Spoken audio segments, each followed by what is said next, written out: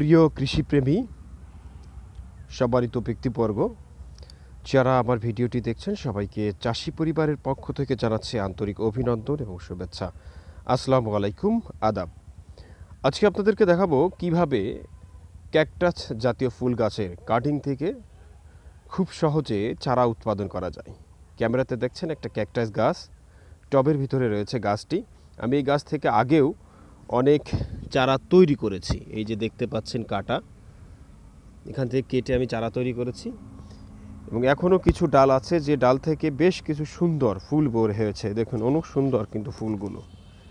তো আমাদের অনেকের বাড়িতেই কিন্তু এই গাছগুলো আছে, ছাদে, বাড়ির বেলকনিতে। তো আবার অনেকের নেই, ভাবছেন কিনবেন, কিনে বাগান সাজাবেন, কারণ ফুলগুলো সারা বছর ফোটে এরকম এবং দেখতেও অনেক সুন্দর দেখা যায়। এবং মরুর গাছ, এটা পানি কম পানিতে, অর্থাৎ দীর্ঘদিন যদি আপনি পানি নাও দেন তাও এই গাছগুলো সহজে মরবে না। তো চলুন আজকে ধাপে ধাপে আমরা দেখাবো আমি কত সহজে এই গাছের ডাল কাটিংয়ের মাধ্যমে চারা উৎপাদন করা যায়। এর জন্য যে যন্ত্র লাগবে সেটা হচ্ছে একটি সিকেসার,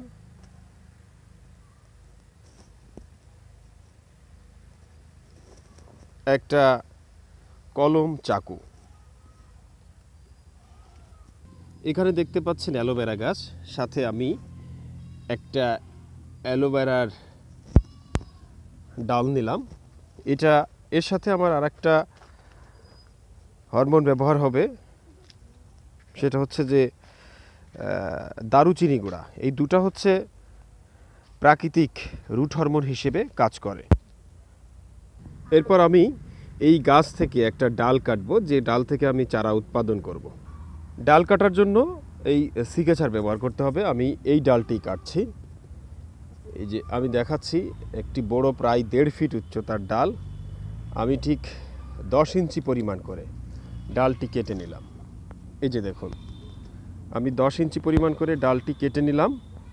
এরপর পরবর্তী স্টেপে চলুন।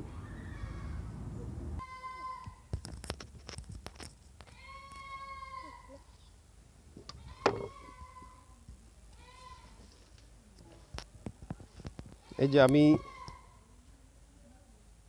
চাকু দিয়ে অ্যালোভেরার ডাল থেকে ছালটি ছিঁড়ে নিয়েছি। এবার হচ্ছে ঠিক কাটা অংশ।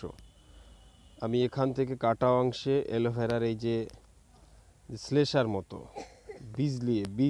পিচ্ছিল এটা জড়ালাম এবং এরপরে এর গোড়ায় হচ্ছে আমি এই দারুচিনির যে গুঁড়া এটা মেশালাম। মেশানোর পরে আমি এর ভিতরে ডালটি পুঁতে দিলাম শক্ত করে।